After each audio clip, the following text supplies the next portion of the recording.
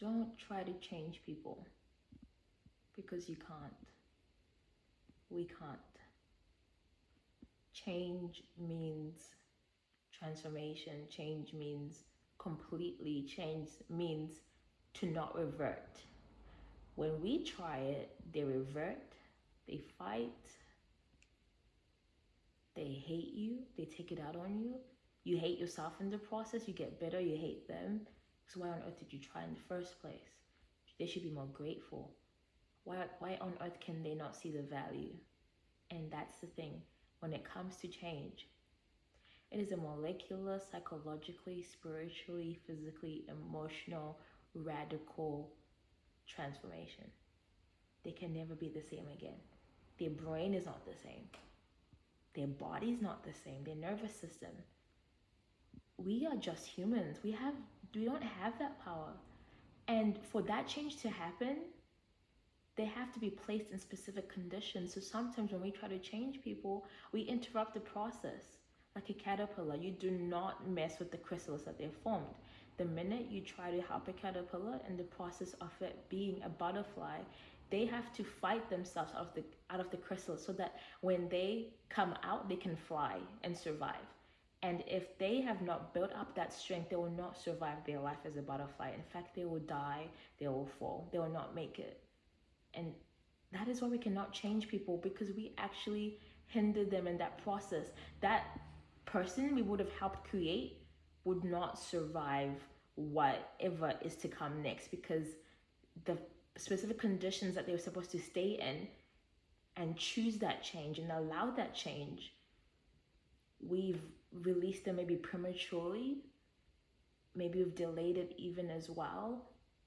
We cannot fabricate or create lives for other people and possibly understand what is needed out of them and what is expected out of them. And that is why we cannot change people. There is not one person I believe can stand up and say someone changed them. I said they were inspired. A spirit was invoked in them to move, you know. Something so painful made them say never again. A movement of will, a movement of process. Their soul just refused and rejected it. And people, when they change, they make a decision. And decisions are painful because to decide means to cut yourself from all possible possibilities and possible options. But when someone else didn't change according to their normal process, you've changed, you helped them change, you've made the decision for them. So you've cut off options that you know of, but they still have all these options, all these plan A, B, C, D, E, F, G. And I believe that is why we cannot change people.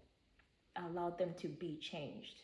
Be there, support, encourage, inspire, but it is not within your power, not like that.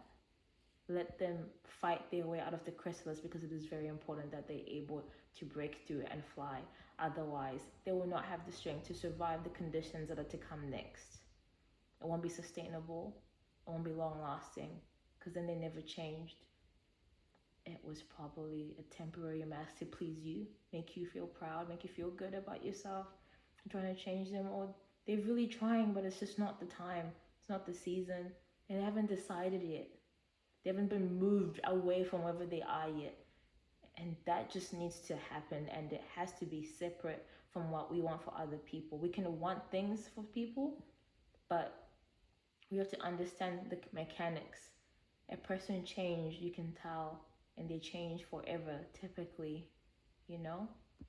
So I feel like that is divine in its nature, and we are just so human. We need to allow that divinity to happen to people.